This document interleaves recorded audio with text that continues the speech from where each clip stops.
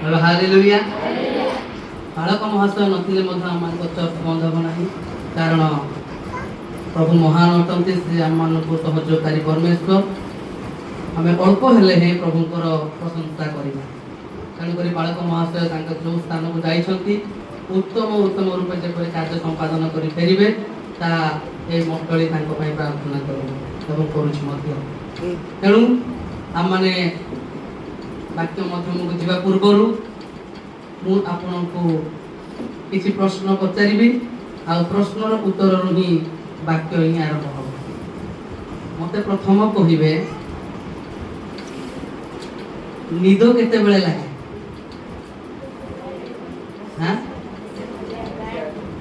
ନିଦ କେତେବେଳେ ଲାଗେ? କହିଲା ବାକ୍ୟ ଶୁଣିଲା ବେଳେ ତାକୁ ଆଗ ନିଦ ଲାଗୁଛି। ନିଦ କେତେବେଳେ ଲାଗେ ଜାଣିଛନ୍ତି?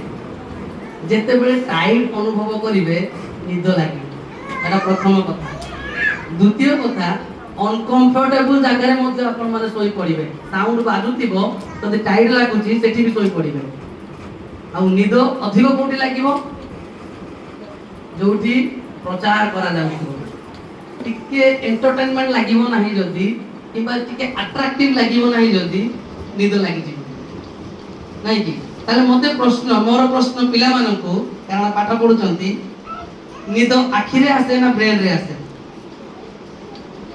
ନିଦ ଆଖିରେ ଆସେ ନା ବ୍ରେନରେ ଆସେ? କିଏ କହିପାରିବ? ବ୍ରେନରେ। ପ୍ରାର୍ଥନା ବ୍ରେନରେ ଆସେ। ସତ? ଆଖିରେ ଆସେନି ନିଦ? ନିଦ କୋଉଠୁ ଆସେ? ବ୍ରେନ। କୋଉଠୁ ଆସେ? ନିଦ ବ୍ରେନରୁ ଆସିଥାଏ। କହିବା ହାଲେଲୁୟା। ହାଲେଲୁୟା। ନିଦ ବ୍ରେନରୁ ଆସିଥାଏ। ଯଦି ନିଦ ବ୍ରେନରୁ ଆସିବ ନାହିଁ, ଆପଣଙ୍କୁ ଆଖି ମୁଞ୍ଜିବା ପାଇଁ ସିଗ୍ନାଲ ଦିଏ, ଆଖି ମନ୍ଥିବା ପାଇଁ ବ୍ରେନ ସିଗ୍ନାଲ ଦିଏ। ଆପଣଙ୍କର ଶରୀର ଟାଇଟନେସ କ୍ରିଏଟ କରିଥାଏ କିଏ? ବ୍ରେନ। ବ୍ରେନ ଯଦି ରିଲାକ୍ସେସନ ମିଳେ ନାହିଁ, ତେବେ ଅଟୋମେଟିକାଲି ଆପଣମାନଙ୍କର ଟିସ୍ୟୁ ବା କୋଷ ଡ୍ୟାମେଜ ହେଇଯାଏ।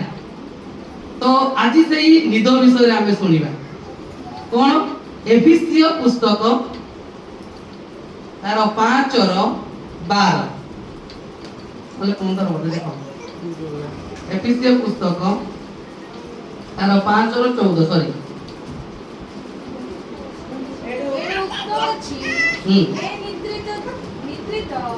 ଜାଗ ମୃତମାନଙ୍କ ମଧ୍ୟରୁ ଉଠ, ପୁଣି ଖ୍ରୀଷ୍ଟ ତୁମ୍ଭକୁ ଆଲୋକ ପ୍ରଦାନ କରିବେ।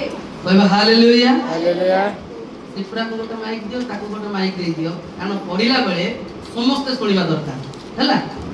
ଲେଖା ଯାଇଛି କଣ? ଆଉ ଥରେ ସିପୁରା ପଢୁନୁ।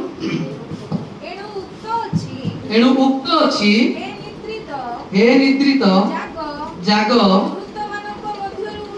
ମୃତମାନଙ୍କ ମଧ୍ୟରୁ ଉଠ,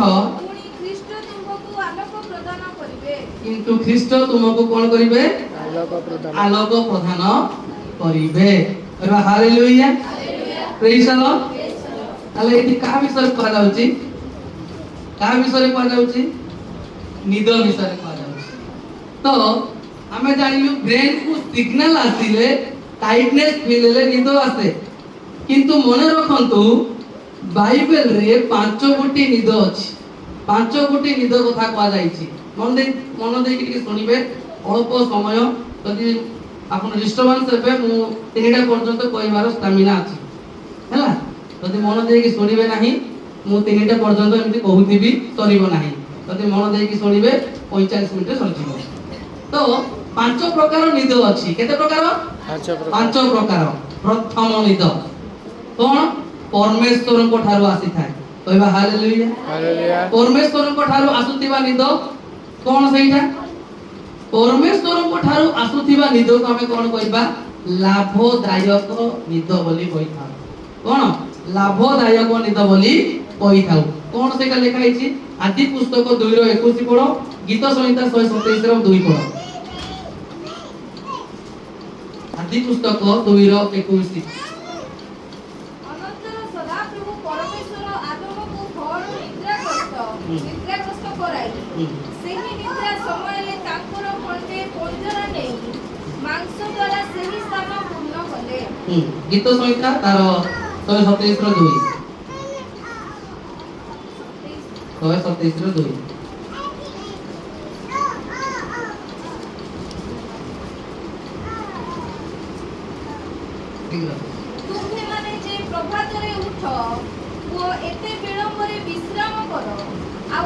ରାତିର ଖାଦ୍ୟ ଭୋଜନ କର, ଏହା ତୁମ୍ଭମାନଙ୍କର ପକ୍ଷରେ ବୃଥା, କାରଣ ସେହି ପ୍ରକାରେ ସେ ଆପଣା ପ୍ରିୟତମକୁ ନିଦ୍ରା ଦିଅନ୍ତି। ତାହେଲେ କିଏ ନିଦ୍ରା ଦିଅନ୍ତି? ପରମେଶ୍ୱର ନିଦ୍ରା ଦିଅନ୍ତି। ଆଉ ପରମେଶ୍ୱରଙ୍କ ଠାରୁ ମିଳୁଥିବା ନିଦ୍ରା ଶାନ୍ତିଜନକ ଅଟେ, ଆମମାନଙ୍କ ପାଇଁ ଲାଭଦାୟକ ଅଟେ। ମନ ଦେଇକି ଶୁଣିବା, ଯେତେବେଳେ ଆମେ ପଢିଲୁ ଆଦି ପୁସ୍ତକ ତାର 2:21 ଅନନ୍ତର ସଦାପ୍ରଭୁ ପରମେଶ୍ୱର ଆଦମଙ୍କୁ ଘୋର ନିଦ୍ରାଗ୍ରସ୍ତ କରାଇ ସେହି ନିଦ୍ରା ସମୟରେ ତାଙ୍କର ଖଣ୍ଡେ ପଞ୍ଜରା ନେଇ ମାଂସ ଦ୍ୱାରା ସେହି ସ୍ଥାନ ପୂର୍ଣ୍ଣ କଲେ। ଏପଟିକେ ଦେଖିବା, ଯେତେବେଳେ ଆଦମକୁ ଘୋର ନିଦ୍ରାଗ୍ରସ୍ତ ପ୍ରଭୁ କଲେ, କ୍ଷତି କଲେ କି ନା କ୍ଷତି କଲେ? ନା, କ୍ଷତି କରିନାହାନ୍ତି। ପୁଣି ତାଙ୍କ ପଞ୍ଜରାରୁ ଆଉ ଗୋଟେ ଅବାକୁ ତିଆରି କଲେ, ଆଉ ଗୋଟେ ଅବାକୁ ତିଆରି କଲେ। ଯେତେବେଳେ ଈଶ୍ୱର ଆପଣମାନଙ୍କୁ କିମ୍ବା ମତେ ନିଦ୍ରାଗ୍ରସ୍ତ କରାନ୍ତି, ତେବେ କୌଣସି ନା କୌଣସି କାରଣ ଥାଏ, ଆଉ ସେଇ କାରଣ ହଉଛି ଲାଭଦାୟକ, ଆମ ପାଇଁ ଶାନ୍ତିଦାୟକ। ତେଣୁ କରି ଆମେ ଯଦି ପଢିବା ଆଇବ 33:13-14, ଶୀଘ୍ର ଶୀଘ୍ର ଟିକେ ପଢିବା। ଆଇବ ତାର 33:13-14।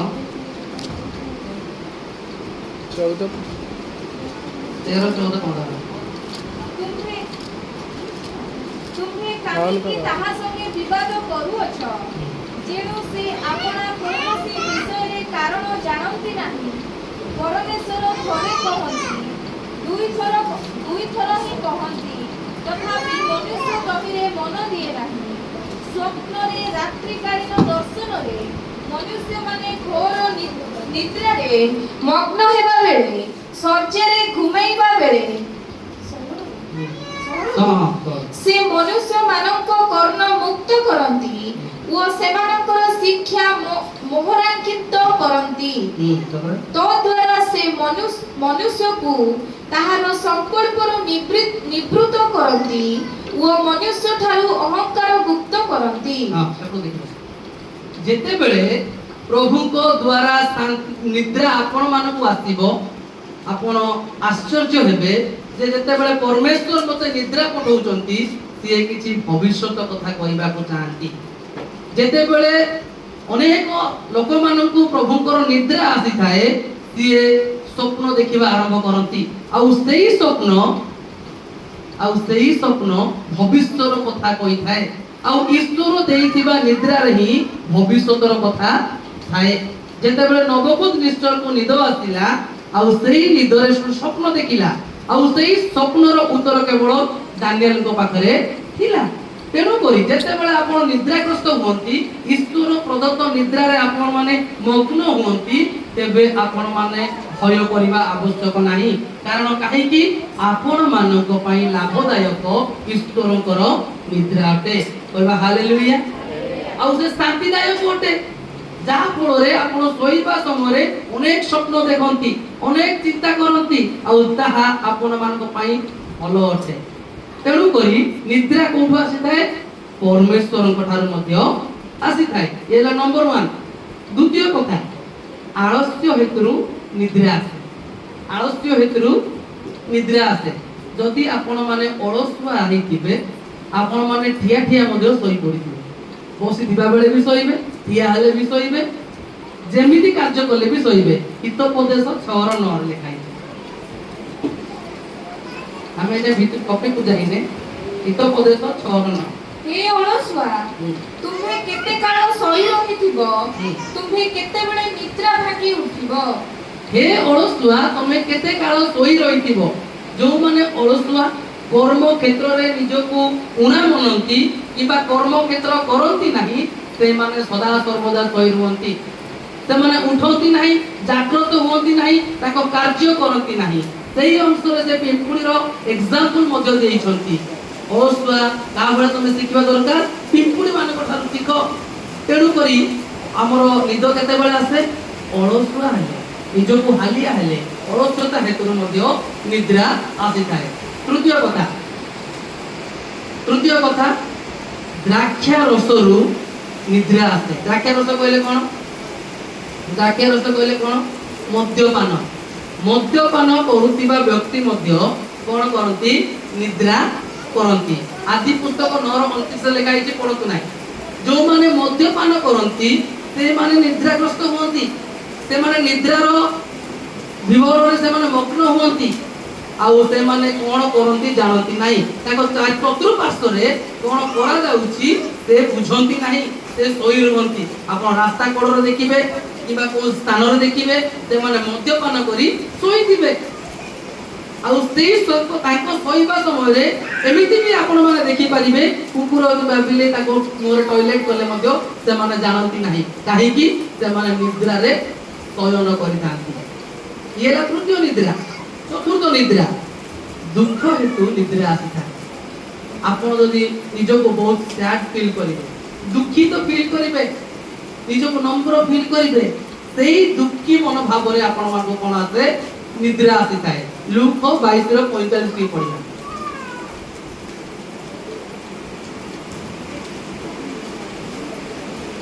ଆଉ ସେ ପ୍ରାର୍ଥନାରୁ ଉଠି ଶିଷ୍ୟମାନଙ୍କ ନିକଟକୁ ଆସି ସେମାନଙ୍କୁ ଦୁଃଖ ହେତୁ ନିଦ୍ରିତ ଦେଖିଲେ। କୋଉ ହେତୁ ଦେଖିଲେ? ଦୁଃଖ ହେତୁ ନିଦ୍ରିତ ଦେଖିଲେ। ଦୁଃଖରେ ମଧ୍ୟ ନିଦ ଆସିଥାଏ। ବେଳେ ବେଳେ ଆପଣ ମାନେ ପରୀକ୍ଷା କରି ନିଅନ୍ତୁ, ଯେତେବେଳେ ନିଜକୁ ଦୁଃଖ ଫିଲ୍ କରେ, ନିଜକୁ ଦୁଃଖୀ ଲାଗେ, ସେତେବେଳେ ଆପଣଙ୍କ ଆଖିରେ ଗୋଟେ ନିଦ ଆସିଥାଏ। କାହିଁକି? ମସ୍ତିଷ୍କ କାମ କରେ ନାହିଁ, ମସ୍ତିଷ୍କ ନିଜକୁ ସ୍ୟାଡ୍ ଫିଲ୍ କରେ, ଯାହା ଫଳରେ ଆପଣ ମାନେ ଅଟୋମେଟିକାଲି ଶୋଇ ପଡିଥାନ୍ତି। ଇଏ ହେଲା ଚତୁର୍ଥ ନିଦ। ଆଉ ଶେଷ ନିଦ ହଉଛି ମହାନିଦ୍ରା। ଶେଷ ନିଦ କଣ? ମହାନିଦ୍ରା। ଏମିତି ପ୍ରଥମ ତେସଲୋନିକ 4:13 ଲେଖା ହେଇଛି, ପଢିବା। ପ୍ରଥମ ତେସଲୋନିକ 4:13।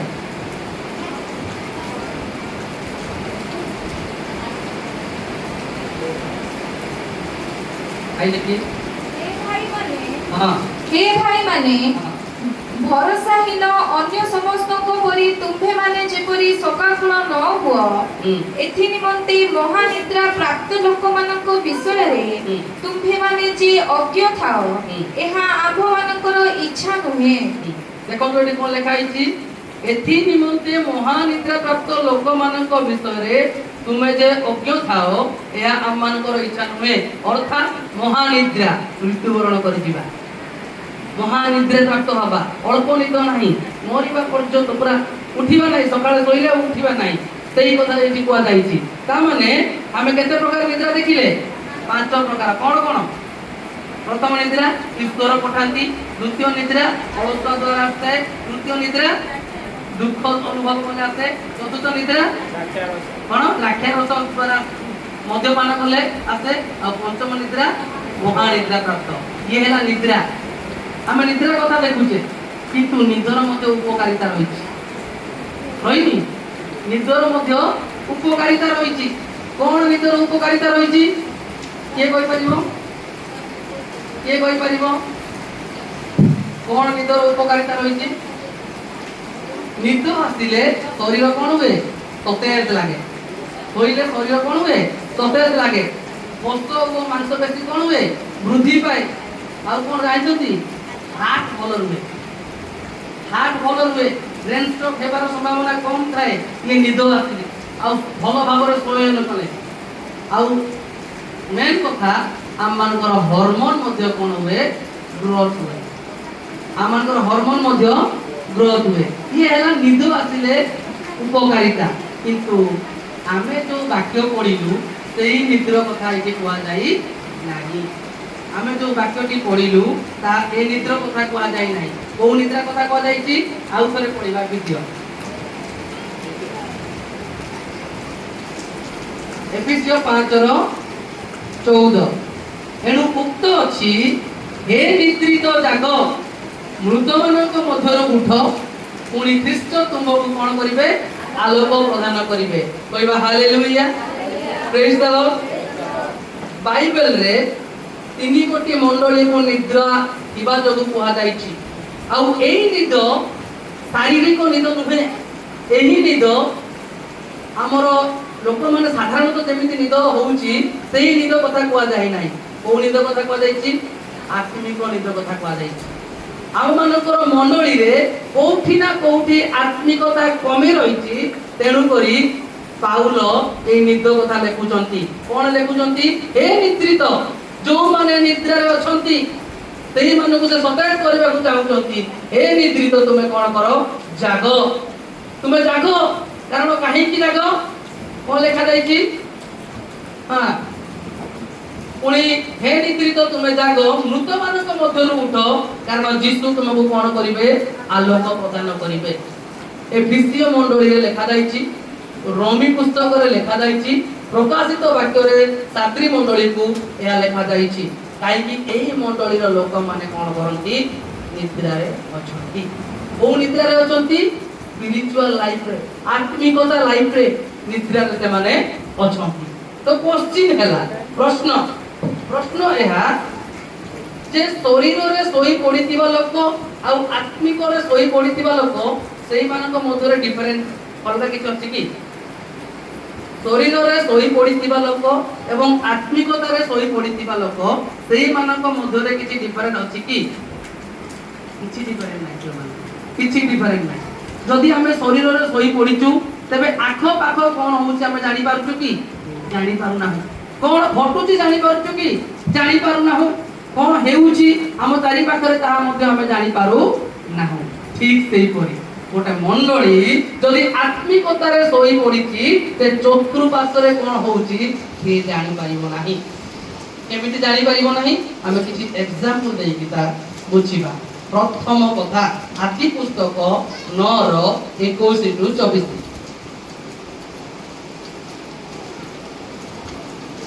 ଆଦି ପୁସ୍ତକ ତାର 9 ତହିଁରେ ସେ ଦ୍ରାକ୍ଷାରସ ପାନ କରି ମତ ହୋଇ ତମ୍ବୁ ମଧ୍ୟ ବିବସ୍ତ ହୋଇ ପଡ଼ିଲେ। ଏପରି ସମୟରେ କିଣାନର ପିତା ହାମ ଆପଣା ପିତାଙ୍କ ଉଲଙ୍ଗତା ଦେଖି ବାହାରେ ଆପଣା ଦୁଇ ଭାଇଙ୍କୁ ସମାଚାର ଦେଲେ। ସେତେବେଳେ ସେମ ଓ ଜେଫର ସ୍କନ୍ଧ ବସ୍ତ୍ର ଘେନି ପଶ୍ଚାତ ଗତି କରି ଆପଣା ମାନଙ୍କ ପିତାଙ୍କର ଉଲଙ୍ଗତା ଆଚ୍ଛାଦନ କଲେ। ସେମାନେ ପଛଆଡ଼କୁ ମୁଖ ରଖି ଯିବାରୁ ପିତାଙ୍କର ଉଲଙ୍ଗତା ଦେଖିଲେ ନାହିଁ। ଏ ଉତ୍ତାରୁ ନହ ଦ୍ରାକ୍ଷାରସର ନିଦ୍ରାରୁ ଜାଗ୍ରତ ହୋଇ ଆପଣା ପ୍ରତି କନିଷ୍ଠ ପୁତ୍ରର ଆଚରଣ ଜ୍ଞାତ ହେଲେ। ଆମେ ଏଠି କଣ ଦେଖୁଛୁ? ସିଏ ମଦ୍ୟପାନ କରି ଶୋଇ ପଡ଼ିଲେ। ଏପଟ ସମସ୍ତେ ଦେଖନ୍ତୁ, ମଦ୍ୟପାନ କରି ସେ କଣ ହେଲେ? ମତ ହୋଇ ଶୋଇ ପଡ଼ିଲେ। ଶୋଇବା ସମୟରେ ଆଖ ପାଖରେ କଣ ହଉଛି ସେ ଜାଣି ପାରୁନାହାନ୍ତି। ଆଖ ପାଖ କହିଲେ କଣ? ସେ ଉଲଙ୍ଗ ହୋଇଛନ୍ତି, ତାଙ୍କ ପାଖରେ ବିବସ୍ତ୍ର ଅଛି, ବସ୍ତ୍ର ଖଣ୍ଡିଏ ନାହିଁ, କିନ୍ତୁ ସେ ଶୋଇ ପଡ଼ିଛନ୍ତି। କିଏ? ନୋହ। ଠିକ୍ ସେହିପରି ଆତ୍ମିକ କ୍ଷେତ୍ରରେ ଯଦି ଆମେ ବୁଝିବା, ଆଜି ମଣ୍ଡଳୀ ଆତ୍ମିକ କ୍ଷେତ୍ରରେ ଉଲଗ୍ନତା ଅବସ୍ଥାରେ ଅଛି। ସେ ଜାଣି ପାରୁନାହିଁ, ଆତ୍ମିକ ବୃଦ୍ଧି ହେଇ ପାରୁନାହିଁ।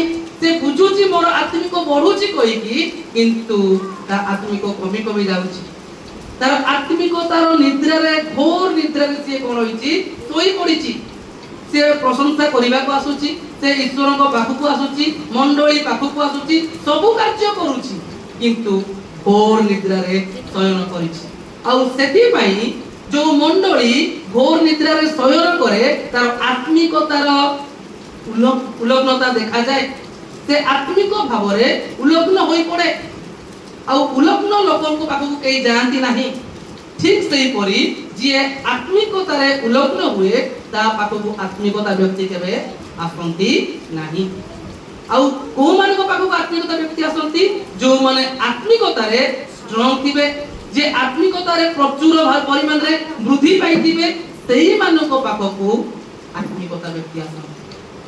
ଉଲଗ୍ନ ଥିବା ବ୍ୟକ୍ତିଙ୍କ ପାଖକୁ କେହି ଯିବେ ନାହିଁ। ନିଜକୁ ଲଜ୍ଜା ବୋଧ କରିବେ, ନିଜକୁ ହଇରାଣ କାହିଁକି ହବୁ, ସେ ଜାଗାକୁ ଯିବୁ, ସେ ଯେମିତି ଅଛି ମଦ ପଡ଼ିକି ପିଇକି ପଡ଼ିଛି ପଡ଼ୁ, ତାହା ମନେ ଭାବ ଆମ ପାଖରେ ଆସିବ। ଠିକ୍ ସେହିପରି ଯେ ଆତ୍ମିକତାରେ ଉଲଗ୍ନ ହୋଇଛି, ଶୋଇ ପଡ଼ିଛି, ସବୁ ଜାଣି ଶୁଣି ସିଏ କଣ କରୁଛି? ଶୋଇ ପଡ଼ିଛି। ତା ପାଖକୁ କିଏ ରକ୍ଷା କରିବାକୁ ଯିବେ ନାହିଁ, ତାକୁ କିଏ ଗୋଟେ ଘୋଡ଼େଇବାକୁ ଯିବେ ନାହିଁ। କାରଣ ତାକୁ ବହୁତ ଥର କହି କହିବା ସତ୍ତ୍ୱେ ସେ ପୁଣି ଥରେ କଣ କରିଛି? ଉଲଗ୍ନତା। तेणु करी प्रिय मंडली आज आपण मानक मु कहबाकू चाहे जो मंडली आत्मिक निद्रा रे घोर निद्राग्रस्त रहिछि सेही मंडली एक उलग्न मंडली अटे से मंडली उलग्न अटे ता पाखु किए जीवे नाही या एक विवस्त्र मंडली अटे तेणु करी आम मानकर आत्मिकता निद्रा को कोन करबा को पड़िबो जागृत करबा को आम मानकर निद्रा को जागृत करबा को पड़िबो आम मान यदि उठी पड़िबा तापर आमे देखिबा जे आम मानकर आत्मिकता केते दूर आगेछि आम मानकर पोशाक आमे पिंधिचे ना नाही ता आमे देखिबा जदि आम माने उठिबा नाही जागृत हेबा नाही निजको सजाग हेबा नाही तबे आम मानकर आत्मिकता धीरे धीरे धीरे लोप धीरे धीरे कमिबो आ जा फଳରେ आम मानक पाखकू ए आसीबे नाही काहे के आसीबे नाही कोन पे आसीबे नाही कारण से जानि चोती ये आत्मिकता हीन छियो ये आत्मिकता हीन व्यक्ति आ सहित मोर की संपर्क तेणु करी आत्मिकता बा आत्मांक द्वारा यदि आपण निद्रा रे अछंती आपण उलग्न अछंती तेणु करी उलग्न हेबा को आपण पसंद करछंती ना सजाग हेबा को पसंद करछंती सेही दिन एठी नह कोन कहउछंती देखंतु नह कोन कहउछंती 9:24 रे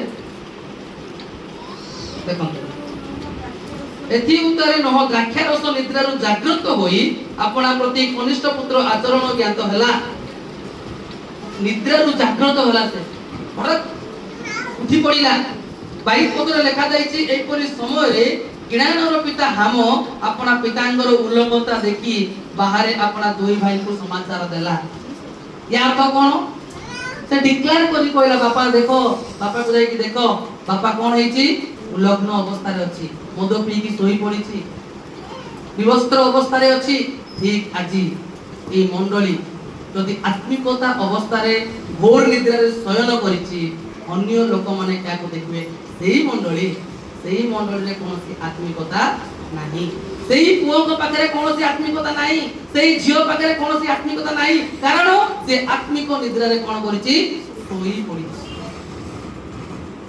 तेणु करी आम मानकु उलग्न रु पुनर्बार विवस्त्र रु वस्त्र परिधान करबा को हेले हमकु कोन होबा पड़िबो जागृत होबा पड़िबो उठिबा को पड़िबो आ उठिले हम माने पोशाक पिंधि परिबा कहबा hallelujah hallelujah praise the Lord praise the Lord द्वितीय कथा देखिया आदि पुस्तक 28 रो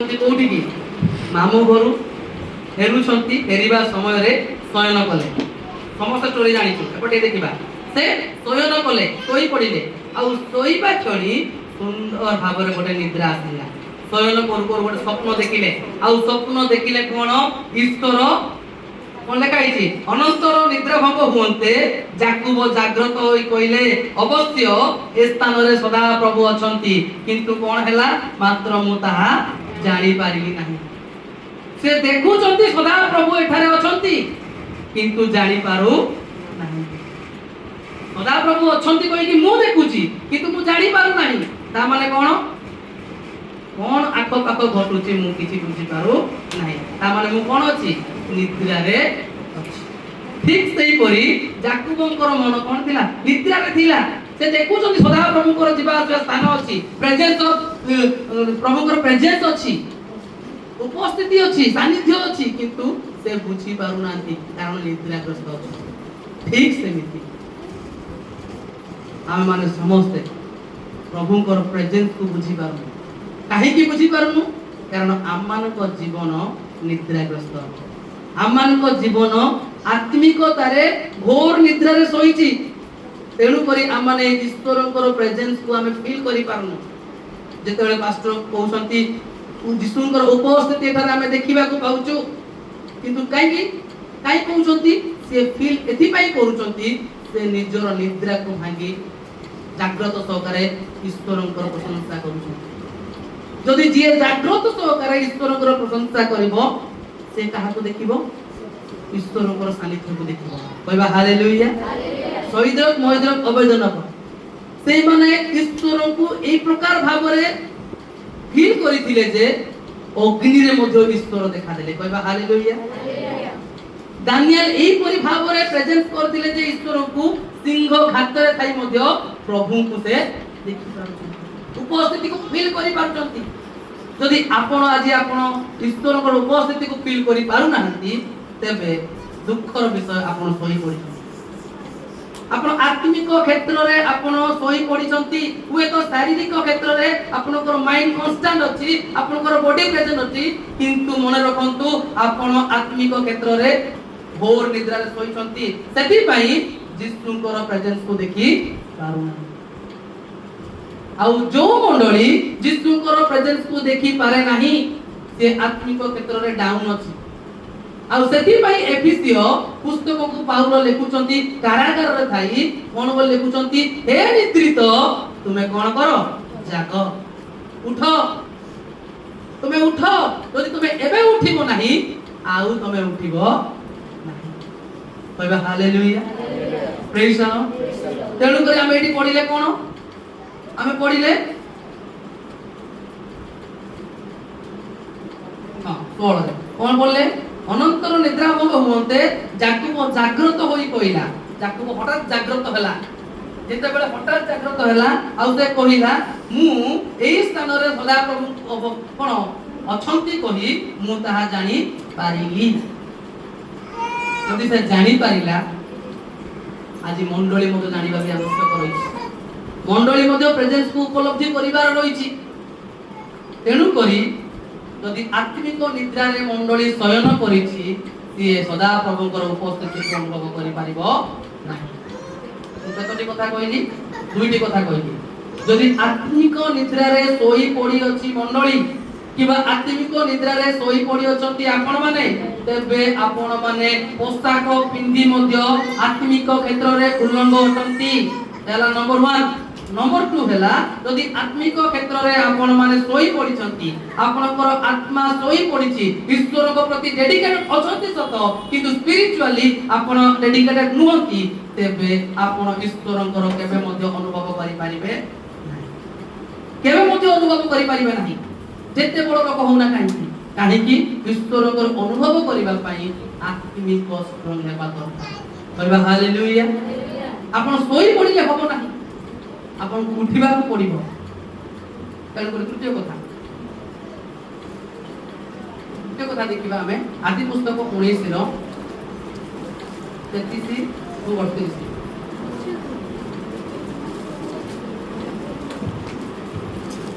ଆସ ଆମ୍ଭେମାନେ ପିତାଙ୍କୁ ଦ୍ରାକ୍ଷାରସ ପାନ କରାଇ ପିତାଙ୍କୁ ବଂଶ ରକ୍ଷା ନିମନ୍ତ ତାଙ୍କ ସଙ୍ଗେ ଶୟନ କରିବା। ତହୁ ସେହି ରାତ୍ରେ ସେମାନେ ଆପଣା ପିତାକୁ ଦ୍ରାକ୍ଷାରସ ପାନ କରାନ୍ତେ। ଜ୍ୟେଷ୍ଠ କନ୍ୟା ଉଠି ଯାଇ ପିତା ସଙ୍ଗେ ଶୟନ କଲା, ମାତ୍ର ତାହାର ଶୟନ କରିବାର ଓ ଉଠି ଯିବାର ଲୋଟ ଜାଣିପାରିଲା ନାହିଁ। ଆର ଦିନ ସେହି ଜ୍ୟେଷ୍ଠ କନ୍ୟା କନିଷ୍ଠାକୁ କହିଲା, ଦେଖ ମୁଁ ଗତ ରାତ୍ର ପିତାଙ୍କ ସଙ୍ଗରେ ଶୟନ କଲି, ଆସ ଆଜି ରାତ୍ର ମଧ୍ୟ ପିତାଙ୍କୁ ଦ୍ରାକ୍ଷାରସ ପାନ କରାଉ। ତହୁ ତୁମ୍ଭେ ଯାଇ ପିତାଙ୍କ ବଂଶ ରକ୍ଷାର୍ଥେ ତାଙ୍କ ସଙ୍ଗେ ଶୟନ କର। ତହିଁରେ ସେମାନେ ସେହି ରାତ୍ରିରେ ମଧ୍ୟ ପିତାଙ୍କୁ ଦ୍ରାକ୍ଷାରସ ପାନ କରାନ୍ତେ।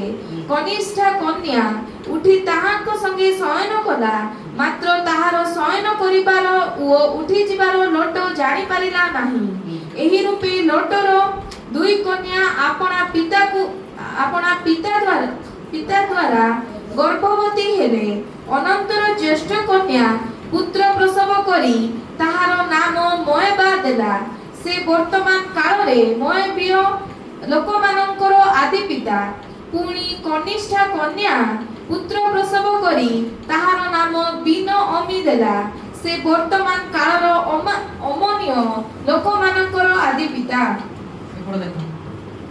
କଥା କଣ, ଯେତେବେଳେ ଅଗ୍ନିରେ ପ୍ରଭୁ ଧ୍ୱଂସ କରିଦେଲେ ସୋଦମ ଗମୋରାକୁ, ଆଉ ଶେଷରେ ତା ସ୍ତ୍ରୀ ବି ଚାଲିଗଲା। କାହିଁକି ଚାଲିଗଲା?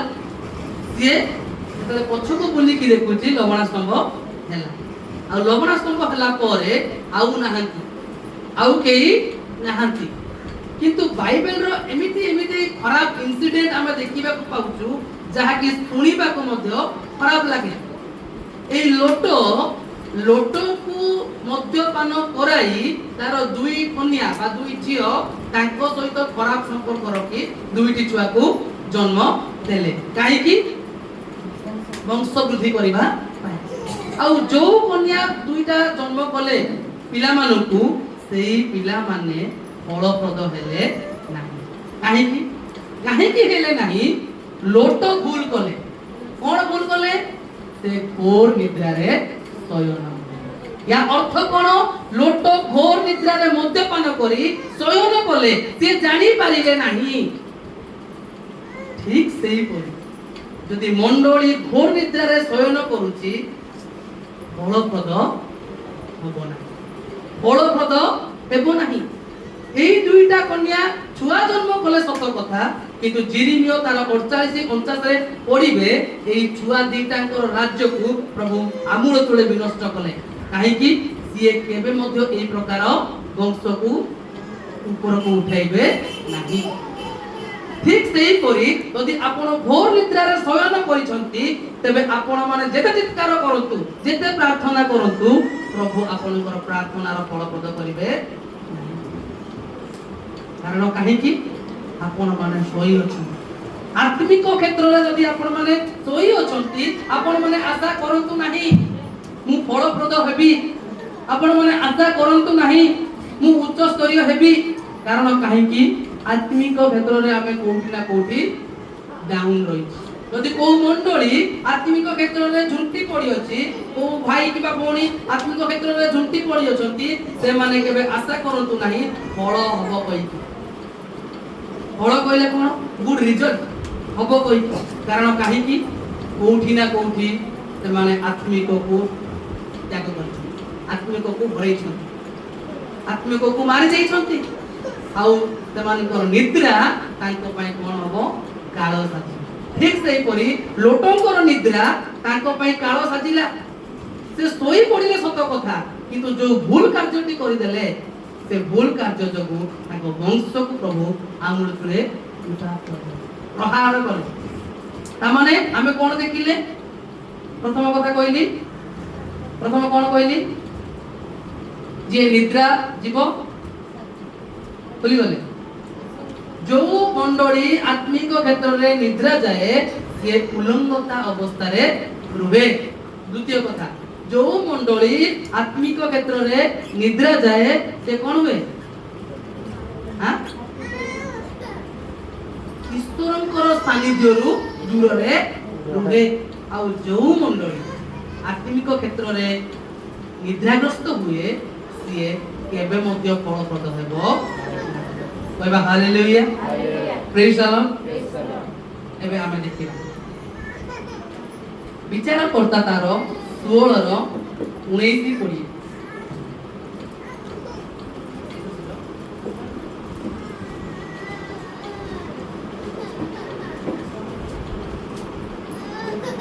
ବିଚାରକର୍ତ୍ତା ତାର 16-19-20।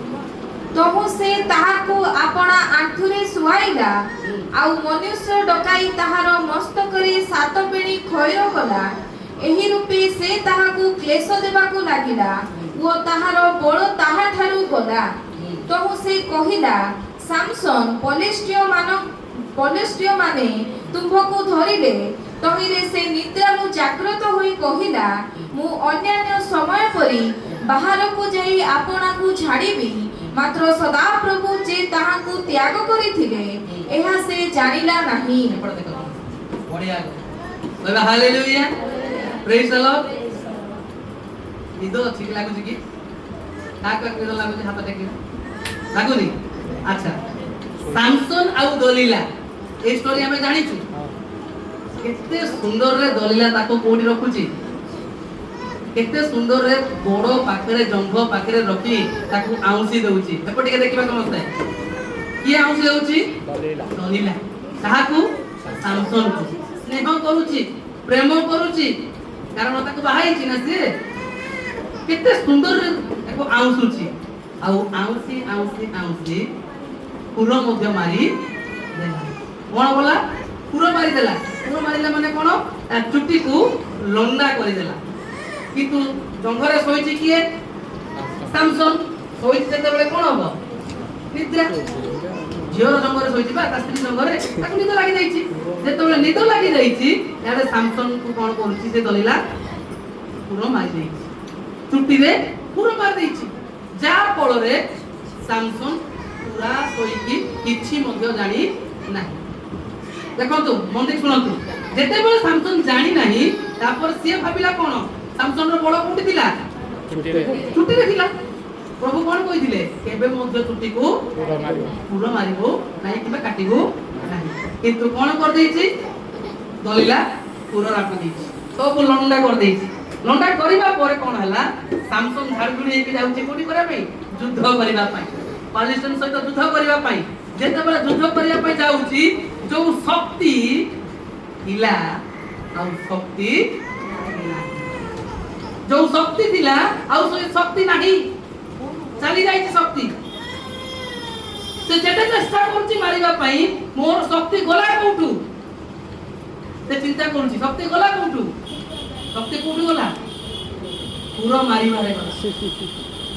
ତେଣୁ କରି ପ୍ରିୟ ମଣ୍ଡଳୀ, ଯଦି ଆପଣ ମାନେ ଶୋଇଛନ୍ତି ଆତ୍ମିକ କ୍ଷେତ୍ରରେ, ଆପଣଙ୍କର ଶକ୍ତି ଚାଲିଯିବ, ଆପଣଙ୍କର ଶକ୍ତି ଚାଲିଯିବ।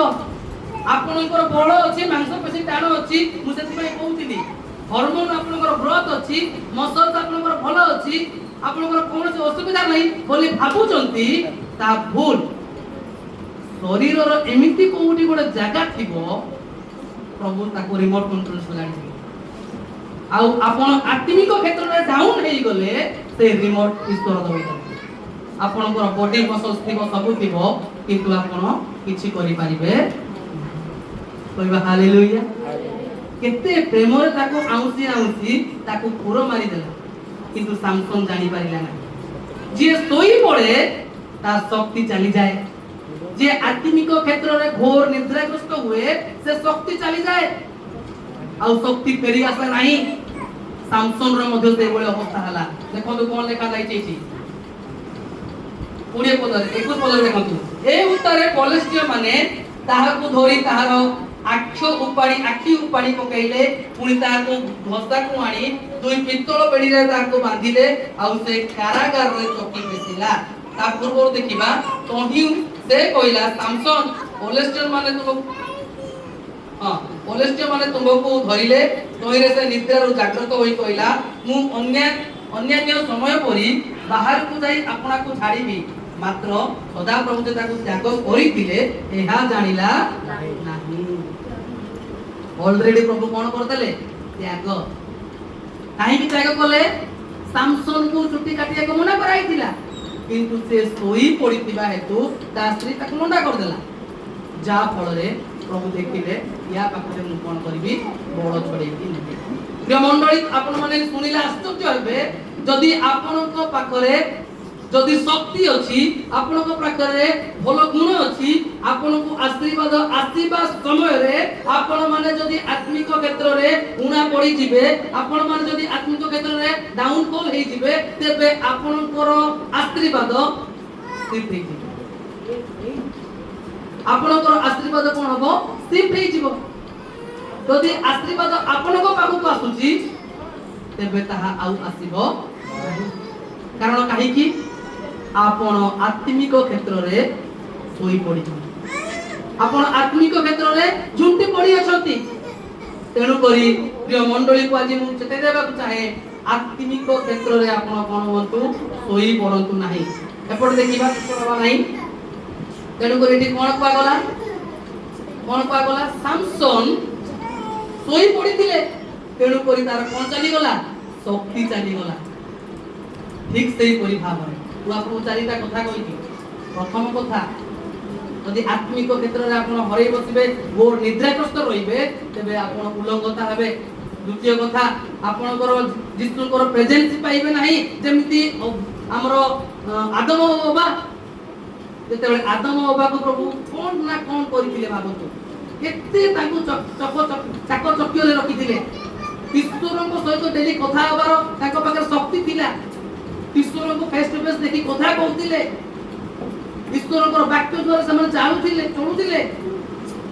ଟିକେ ବାଇ ମିଷ୍ଟେକ୍ କରିଦେଲି କଣ ସତ୍ ଜ୍ଞାନଦାୟକ ବୃକ୍ଷର ଫଳ ଖାଇବାରୁ ଉଲ୍ଲଂଘତା ଆସିଗଲା। ଏହା ଅର୍ଥ କଣ? ସେ ଫଳ ଖାଇବା ଅର୍ଥ କଣ? ଆତ୍ମିକ କ୍ଷେତ୍ରରେ ସେମାନେ ଈଶ୍ୱରଙ୍କୁ ପରିତ୍ୟାଗ କରି ଚାକଚକ୍ୟମୟ ସ୍ଥାନକୁ ଆପଣାଇଲେ, ଯାହା ଫଳରେ ଈଶ୍ୱରଙ୍କ ସହିତ ଥିବା କନେକ୍ସନ ନିମିଷକେ ମାତ୍ରେ କଣ ହେଇଗଲା? ଭାଙ୍ଗିଗଲା। ଆଉ ଯାହା ଫଳରେ ଭାଙ୍ଗି ଯିବା କ୍ଷଣି ଯେତେବେଳେ ପ୍ରଭୁ ଓହ୍ଲେଇ ଆସୁଛନ୍ତି, ଆଦମ ତୁମେ କେଉଁଠାରେ ପଚାରିଲା ବେଳକୁ ସେ କଣ କରୁଛି? ପତ୍ର ପିନ୍ଧି ଲୁଚିକି ରହିଛି। ସେ ଜଣଉ ନାହିଁ ମୁଁ କେଉଁଠାରେ ଅଛି କହିକି। କାରଣ କାହିଁକି? ଆତ୍ମିକ କ୍ଷେତ୍ର ଯଦି ଆପଣଙ୍କର ନିଦ୍ରାଗ୍ରସ୍ତ ଥିବ, ଆପଣ ଅଟୋମେଟିକାଲି ଉଲ୍ଲଙ୍ଘ ହେଇଥିବେ। ଆପଣ ଦେଖା ଯାଉଥିବେ ପୋଷାକ ପିନ୍ଧିଲା ଭଳିଆ, ଆପଣ ଦେଖା ଯାଉଥିବେ କସ୍ମେଟିକ ଲଗେଇଲା ଭଳିଆ, କିନ୍ତୁ ଈଶ୍ୱର ଜାଣନ୍ତି ଏବଂ ଆପଣ ଜାଣନ୍ତି ଆପଣ କେତେ ଉଲ୍ଲଙ୍ଘ। ଆପଣଙ୍କ ପାଖରେ ଅଧିକ ଟଙ୍କାର ପୋଷାକ ଥାଇପାରେ, ଆପଣଙ୍କ ପାଖରେ ଅଧିକ ଟଙ୍କାର ଦାମିକିଆ ଡ୍ରେସ ଥାଇପାରେ, କିନ୍ତୁ ଆତ୍ମିକ କ୍ଷେତ୍ରରେ ଯଦି ଆପଣ ନିଦ୍ରାଗ୍ରସ୍ତ ଅଛନ୍ତି, ତେବେ ଈଶ୍ୱର ଜାଣନ୍ତି ଆପଣ କେତେ ଆତ୍ମିକ କ୍ଷେତ୍ରରେ ସୁଦୃଢ଼। ତେଣୁ ପ୍ରିୟ ମଣ୍ଡଳୀ, ଏଫିସିୟ ମଣ୍ଡଳୀର ବାଇବେଲ ଥିଓଲୋଜି ମାନେ କୁହନ୍ତି ଏଫିସିୟ ମଣ୍ଡଳୀ କାହାର ମଣ୍ଡଳୀ ଜାଣିଛନ୍ତି? କିଏ କହିପାରିବ? এইটা কার মণ্ডলী? মাথ୍ୟୁ ସାରଙ୍କ ମଣ୍ଡଳୀ ନାଇଁ। ଯେହେତୁ ମାଥ୍ୟୁ ସାର ଆମର ଏଠି ଅଛନ୍ତି, ସେମିତି ଏଫିସିୟ ମଣ୍ଡଳୀ କାହାର ମଣ୍ଡଳୀ? ଯୌବନଙ୍କ ମଣ୍ଡଳୀ। ଯୌବନଙ୍କ ମଣ୍ଡଳୀ ସାଧାରଣ କଥା ଭାବନ୍ତୁ ନାହିଁ, ମୁଁ କାହିଁକି କହୁଛି? ଏଫିସିୟ ମଣ୍ଡଳୀ ହେଉଛି ଯୌବନଙ୍କ ମଣ୍ଡଳୀ, କିନ୍ତୁ ତାପରେ କାରାଗାରରେ ରହି ଲେଖୁଛନ୍ତି କିଏ? ପାଉଲ। ସେଇ ଭଳିଆ ଜଣେ ଦମଦାର ଲିଡରଙ୍କ ପାଖରେ ଏହି ସବୁ ଗୁଣ ଦେଖା ଯାଉଥିଲା ମଣ୍ଡଳୀରେ। ସେମାନେ ଆତ୍ମିକ କ୍ଷେତ୍ରରେ ନିଦ୍ରାଗ୍ରସ୍ତ ଥିଲେ। ଯୌବନ ଭଳିଆ ଲୋକଙ୍କ ମାନେ ଶିଷ୍ୟଙ୍କର ମଣ୍ଡଳୀ ଥିଲା। କୋଉ ମଣ୍ଡଳୀ? ଏଫିସିୟ ମଣ୍ଡଳୀ। ତେଣୁକରି ପରବର୍ତ୍ତୀ ସମୟରେ ପାଉଲ ଲେଖୁଛନ୍ତି କଣ? ପୁଣି ଯୋହନ ଲେଖୁଛନ୍ତି କଣ? ଯୋହନ ଲେଖୁନାହାନ୍ତି ପ୍ରକାଶିତ ବାକ୍ୟ 2:5 ପଢିଲେ ଦେଖିବା।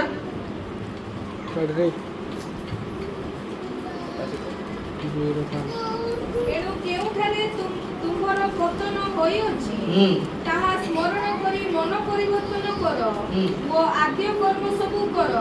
ନହେଲେ ଯେବେ ମନ ପରିବର୍ତ୍ତନ ନ କର, ତେବେ ଆମ୍ଭେ ତୁମ ନିକଟକୁ ଆସି ତୁମର ପ୍ରଦୀପ ସୁସ୍ଥାନରୁ ଘୁଞ୍ଚାଇ ଦେବୁ।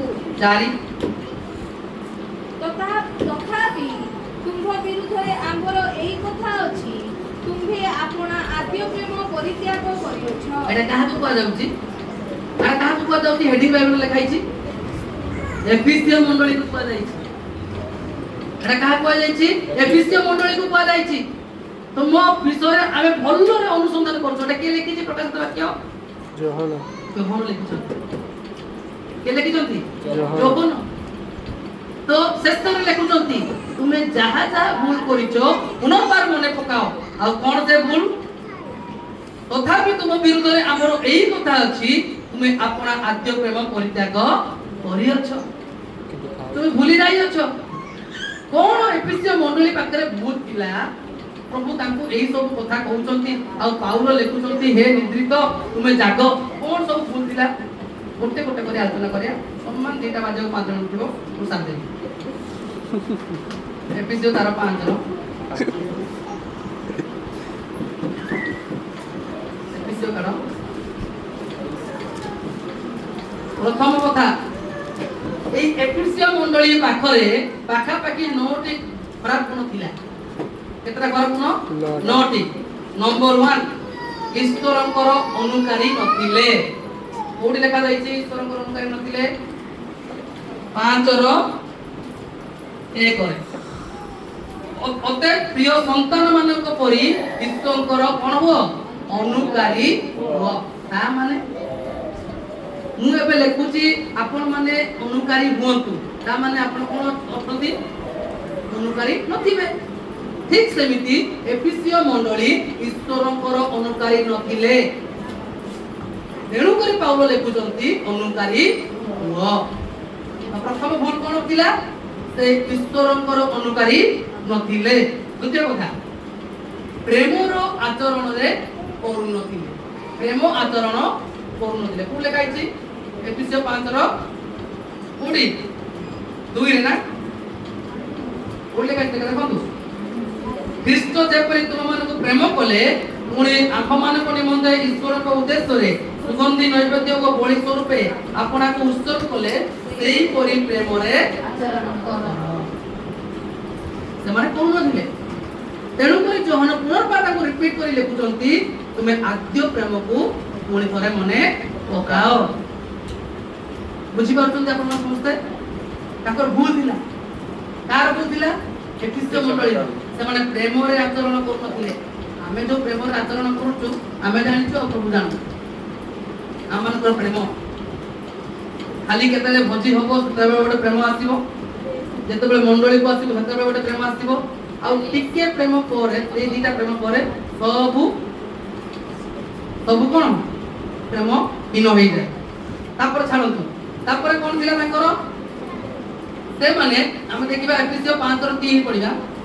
କିନ୍ତୁ ବ୍ୟଭିଚାର ସମସ୍ତ ପ୍ରକାର ଅଶୁଚିତା କିମ୍ବା ଲୋଭ ଏହି ସବୁ ନାମରେ ସୁଦ୍ଧା ତୁମ୍ଭମାନଙ୍କର ମଧ୍ୟରେ ସ୍ଥାନ ନ ପାଉ ତାହା ସାଧୁମାନଙ୍କ ପକ୍ଷରେ ଅନୁଚିତ। ସେମାନେ ସେ କାର୍ଯ୍ୟ କରୁଥିଲେ, ବ୍ୟଭିଚାର କରୁଥିଲେ, ଅଶୁଚିତା କାମ କରୁଥିଲେ। ନମ୍ବର 3 ବ୍ୟଭିଚାର କରୁଥିଲେ, ତାପରେ ଅଶୁଚିତା କାମ କରୁଥିଲେ, ଲୋଭ କରୁଥିଲେ। ସେଥିପାଇଁ ପାଉଲ ବାରବାର ଲେଖୁଛନ୍ତି ଏହି ସବୁ କାମ କର ନାହିଁ। ଏହି ଏଫେସିୟ ମଣ୍ଡଳୀର ଲୋକମାନେ, ଏହି ମଣ୍ଡଳୀର ବିଲିଭର୍ସ ମାନେ ତମେ ଏହି ସବୁ କାମ କରୁଛ। ମୁଁ ପୁନର୍ବାର ଲେଖୁଛି ତମେ ଏହି ସବୁ କାମ କର ନାହିଁ। ଆଉ ଏହି ସବୁ କାମ ଯୋଉମାନେ କରନ୍ତି ସେଇମାନେ ମଣ୍ଡଳୀରେ ଆସନ୍ତି, ବସନ୍ତି, ତାଳି ମାରନ୍ତି, ପ୍ରଭୁଙ୍କୁ ପ୍ରଶଂସା କରନ୍ତି, ଗୀତ ଗାଆନ୍ତି, ପ୍ରାର୍ଥନା କରନ୍ତି, ଯାଆନ୍ତି ମଧ୍ୟ, କିନ୍ତୁ ଆତ୍ମିକ କ୍ଷେତ୍ରରେ ମୃତ ଅଟନ୍ତି। ଆତ୍ମିକ କ୍ଷେତ୍ରରେ ମୃତ ଅଟନ୍ତି। ଆଉ କଣ ଥିଲା ତାଙ୍କର? ଯଦି ପଢିବା ଏଫେସିୟ 5:4 ପୁଣି ଯାହା ଯାହା ଅନୁପଯୁକ୍ତ ଏପରି କୁସ୍ଥିତ ବ୍ୟବହାର ବା ଅସାର କଥା ବା ହାସ୍ୟ ପରିହାସ ତୁମ୍ଭମାନଙ୍କ ମଧ୍ୟରେ ନ ହେଉ, ବରଂ ଧନ୍ୟବାଦ ଦିଆଯାଉ। ହାସ୍ୟ ପରିହାସ, ପରନିନ୍ଦା, ଜଣକୁ ଦେଖି ହାସ୍ୟ କରିବା, ଜଣଙ୍କ ବିରୁଦ୍ଧରେ କହିବା, ପରନିନ୍ଦା କରିବା, ପରଚର୍ଚ୍ଚା କରିବା, এটা କାହାର ଥିଲା? ଏଫେସିୟ ମଣ୍ଡଳୀର ଥିଲା। ଯଦି ଆମ ମଣ୍ଡଳୀରେ ସେଇ ସବୁ ଥିବ ନା, କୋଉ ପାଷ୍ଟର ନହେଲେ ମତେ ଲେଖୁଥିବ ପତ୍ର ସେଇ ସମୟ ରହିଥିଲେ ଏହି ମଣ୍ଡଳୀ ଏଇ ସବୁ ଜିନିଷ କର ନାହିଁ, ଅମୁକ କାମ କର ନାହିଁ, କାରଣ ସିଏ ପାଷ୍ଟର ଜାଣିଥିବେ ଏଇ ମଣ୍ଡଳୀର କ୍ୱାଲିଟି କଣ। ତେଣୁ କରି ଚିଠିଟା ସେଇଭଳିଆ ଲେଖିଛନ୍ତି। ଆଉ ଏଥିପାଇଁ ଲେଖିଛନ୍ତି ଏ ନିଦ୍ରିତ ଥିବା ଲୋକମାନେ, ଏ ମଣ୍ଡଳୀରେ ନିଦ୍ରିତ ଥିବା ଲୋକମାନେ, ତୁମେ ମାନେ ଜାଗ୍ରତ ହୁଅ, କାରଣ ତୁମେ ମାନେ କାହିଁକି ନିଦ୍ରିତ ମୁଁ ଭଲ ଭାବରେ ଜାଣିଛି। ତମମାନଙ୍କ ପାଖରେ କଣ ଅଛି? ତମମାନଙ୍କ ପାଖରେ ପ୍ରେମର ଆଚରଣ ନାହିଁ। ତମମାନେ ଈଶ୍ୱରଙ୍କୁ ଅନୁକାରୀ ନୁହଁ, ତମେ ଅସୁଚିତା ଅଟ, ତମେ ଅବାଧ୍ୟତା ଅଟ, ବ୍ୟଭିଚାରୀ ଅଟ, ପରନିନ୍ଦାକାରୀ ଅଟ, ହାସ୍ୟ ପରିହାସ କରୁଥିବା ବ୍ୟକ୍ତି ଅଟ, ଏହିପରି ଭାବରେ କୁକର୍ମକାରୀ ସହଭାଗୀ ଏବଂ ନିଷ୍ଫଳ କର୍ମ ସବୁ କରୁଥିବା ବ୍ୟକ୍ତି ଅଟ। ତୁମମାନଙ୍କୁ ମୁଁ ଲେଖୁଛି ଏ ନିଦ୍ରିତ ତୁମେମାନେ କହିବା ହାଲେଲୁୟା, ପ୍ରେଜ୍ ଦ ଲର୍ଡ। এই ସବୁ ଏଫେସିୟ ମଣ୍ଡଳୀରେ ସବୁ ଗୁଣ ଥିଲା, ଖରାପ ଗୁଣ। ଏ ମଣ୍ଡଳୀ ଯଦି ଆପଣମାନଙ୍କ ପାଖରେ କିମ୍ବା ଏହି ମଣ୍ଡଳୀରେ এই ସବୁ ଗୁଣ ରହିଛି, ଆପଣମାନେ କାଢି ଦିଅନ୍ତୁ। ଯଦି ଆପଣମାନେ କାଢିବେ ନାହିଁ, ତେବେ ଆପଣମାନେ ବଡି ପ୍ରେଜେନ୍ସ ସହିତ ସବୁ ଠିକ୍ ଠାକ୍ ଥିବ, କିନ୍ତୁ ଆପଣମାନଙ୍କର ସ୍ପିରିଚୁଆଲ ଲାଇଫ ଆପଣମାନେ ଶୋଇପଡ଼ିବ। ଆପଣମାନଙ୍କର ସ୍ପିରିଚୁଆଲ ଲାଇଫ ଶୋଇପଡ଼ିବ। ଆପଣମାନେ ଯେତେ ଚେଷ୍ଟା କରିବେ ଆପଣ କିଛି କରିପାରିବେ ନାହିଁ। କାହିଁକି ଆପଣମାନେ ଘୋର ନିଦ୍ରାରେ ଅଛନ୍ତି, ସବୁ ଜାଣି ଅଛନ୍ତି। ଆଉ 9 ପଦରେ ଗୋଟେ ଶେଷ କଥା କହିଥିବା ଏଫେସି 5:12 କୁହାଯାଉଛି, ଦେଖିବା। କାରଣ ସେମାନେ ଯାହା ସବୁ ଗୁପ୍ତରେ କରନ୍ତି ସେହି ସବୁ କଥା କହିବା ସୁଦ୍ଧା ଲଜ୍ଜାଜନକ। ଅଧିକ ଗୁପ୍ତ ପାପ ସେମାନେ କରନ୍ତି। ଗୁପ୍ତ ପାପ କହିଲେ କଣ? ଲୋକ ଦେଖାଣିଆ ପାପ ଠାରୁ ଗୁପ୍ତ ପାପ ଭୟଙ୍କର ଅଟେ। ସେହି ପାପ ସେମାନେ କରନ୍ତି, ଆଉ ତାହା ଲଜ୍ଜାଜନକ ଅଟେ। ମଣ୍ଡଳୀ ପାଇଁ, ଆତ୍ମିକ କ୍ଷେତ୍ରରେ ଉନ୍ନତି ପାଇଁ ବିପଦ ଅଟେ। ତେଣୁକରି ଯଦି ତାହା ଆମମାନଙ୍କ ଜୀବନରେ ଅଛି, ଏହି ମଣ୍ଡଳୀରେ ଅଛି, ମନେ ରଖନ୍ତୁ ଆପଣମାନେ କେବେ ମଧ୍ୟ ଫଳପ୍ରଦ ହେବେ ନାହିଁ। आपण माने उलग्न हेबे आपण माने ईश्वरଙ୍କର सानिध्यକୁ पाई परिबे नाही जदि आपण माने ताको परित्याग करिवे प्रभु सेई 5:14 लेखा जाईची ख्रीष्ट तुमको कोन करिवे आलोक प्रदान करिवे कहबा हालेलुया ख्रीष्ट तुमको आलोक प्रदान करिवे जदि आपण माने सेइथिरे अछंती ख्रीष्ट को निकट रे आंथांतु ख्रीष्ट को निकट रे प्रार्थना करंतु ख्रीष्ट तुमको कोन करिवे एई समस्त अंधकार रूप तुमको आलोक कहबा हालेलुया जदि सेइथिरे मंडली आकृष्ट निद्रारु उठी पड़ंतु जदि निद्रारु उठिबे नाही आपण मोहंक परिशेष रे भूल कार्य करि बसिबे आपण लोटंक परि करिवे आपण सामसन को परि हेइ जीवो शेष रे आपण आत्मिकता धीरे धीरे पूर्ण तेणु करी वाक्य कुहे ख्रीष्ट को निकट रे पुणी कर शरण पसंद सिए आपन को आलोक प्रदान करे हालेलुया समस्त चकिबन